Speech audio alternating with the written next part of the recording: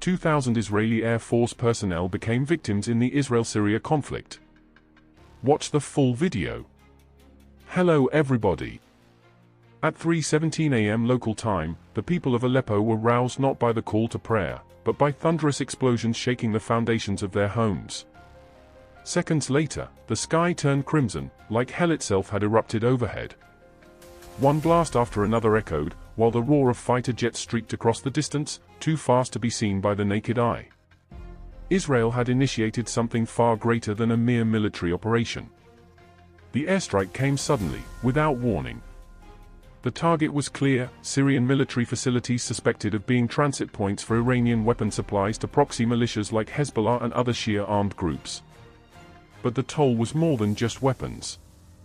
Civilian buildings, hospitals, and residential areas were destroyed. Even Aleppo International Airport was reported completely paralyzed. Leaked CCTV footage circulating on social media showed towering flames devouring military hangars, while armored vehicles burned in the streets. Scores of ambulances weaved through the rubble of collapsed buildings. The cries of children trapped beneath the debris-pierced smartphone screens worldwide, awakening public opinion that began to ask, what exactly is happening? According to Israeli military reports, the strike was part of a covert mission dubbed Northern Fang, described as a preventive act against the Iranian threat. But the timing raised major questions. Why now? Why so brutal? Many saw Israel as taking a huge risk by crossing Damascus's red line. Unlike usual, Syria immediately accused Israel of a declarative act of war and called it a direct spark for regional destabilization. Prior to this attack, tensions between Israel and Iran had been simmering. A series of minor incidents, drone deployments, nuclear facility sabotage, and mutual espionage accusations had escalated over recent months. But the strikes on Aleppo and Homs poured gasoline on the fire. Syrian President Bashar al-Assad, in a brief yet fiery statement, declared, "We have been patient enough. If they think we will not retaliate, they are gravely mistaken." Interestingly, in the first hours after the attack, the world was mostly silent. No strong statements from America. Russia offered only neutral remarks. The European Union called for further investigations, a stance Syria viewed as tacit complicity. But the global public was far from silent. On social media, hashtags #PrayForAleppo and #StopIsraelAggression trended across multiple countries, signaling waves of sympathy for Syrian civilians. As dawn finally broke and the sun peeked over the mountains, the true extent of the damage emerged. Much of Aleppo was scorched. Smoke still billowed from the ruins. In Homs, Syrian troops began clearing destroyed armored vehicles from the roads. But behind it all hung a heavy question. What will Syria do now? And the answer came faster than expected. Ballistic missiles were being prepared. Radar operators activated cross-border detection systems. Targets had been locked. And the world did not yet know that that night, Syria was not merely under attack. Syria was preparing to strike back, on a scale never before imagined. It didn't take long for Syria to strike back. While the world was still stunned by the destruction in Aleppo, Israel's skies transformed into a horror scene unseen in the past decade. That night, when most Israelis were asleep, air raid sirens wailed, shattering the silence. Not just one or two, but waves of ballistic missiles, launched from Syria, hurtled toward Israel's strategic airbases, Ramat David, Nevatim, and Hatzarim. Israel's pride, the Iron Dome system, was overwhelmed. Missiles came in waves, pushing the automated defense system beyond its limits. Explosions rocked runways, hangars, and military facilities. Inside the bases, tension erupted into chaos. F-16 and F-35 fighter jets ready for takeoff suddenly became targets. Technicians performing maintenance were trapped inside hangars as missiles struck, no time to escape. In one barracks, where hundreds of military personnel were resting, a massive explosion flattened the building instantly. Flames shot high, screams and thick smoke filled the air. Initial Israeli military reports stated over 2,000 personnel killed. Most were elite pilots and technical crews tasked with maintaining Israel's air superiority.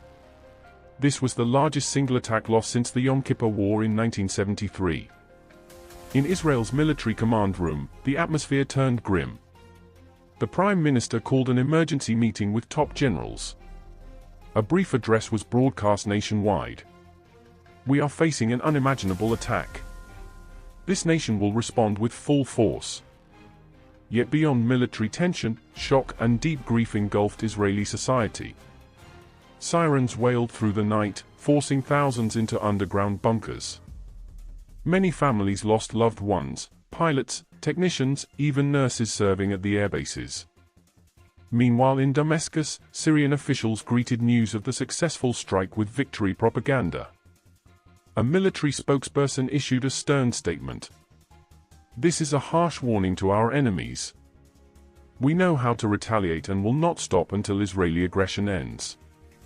Behind the scenes, reports from Iran and its proxy militias intensified. Though no official statements were made, intelligence suggested preparations to enter the conflict if necessary. Hezbollah in Lebanon warned they were ready to intercept any further attacks. The balance of air power long assumed by Israel was shaken. Syria demonstrated it could penetrate Israeli defenses and wound its military's core. The questions now loom heavy. Will this trigger an even larger wave of retaliatory strikes? Will Israel launch a ground invasion or unlimited air assaults? Or can the international community diffuse a near-explosive tension? One thing is certain, the skies over the Middle East will never be the same. They now pulse with anger and hatred, ready to erupt at any moment. As the skies over Israel and Syria still smolder, the international community is forced to wake from its slumber. What should have been moments of calm have turned into a tense countdown, as the world waits to see if this conflict will spiral into a full-scale war that shatters Middle Eastern stability and rattles the global order. The UN Security Council convenes an urgent midnight session. Television cameras capture the tense faces of diplomats struggling to craft a joint statement amid deep geopolitical divides. The United States urges Israel to stand firm and defend its rights, while Russia pushes to protect Syria from external aggression. Calls for a ceasefire echo repeatedly, but no concrete steps materialize. Political friction blocks agreements, and every passing second adds to the uncertainty.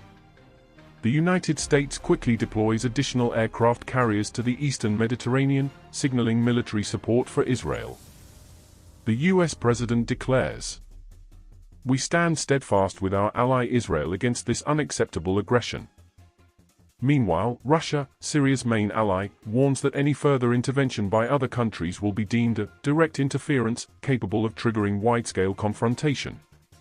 President Putin affirms Moscow's commitment to defend its allies' interests by any means necessary.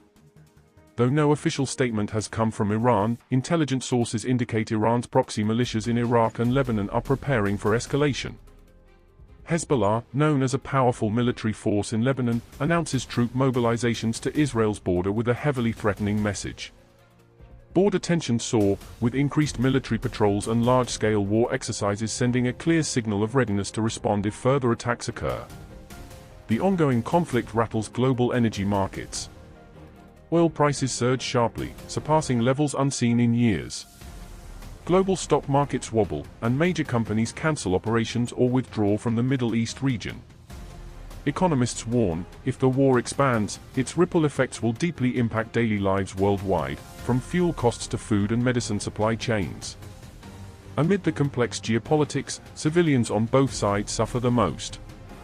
In Tel Aviv and Damascus, war sirens blare non-stop.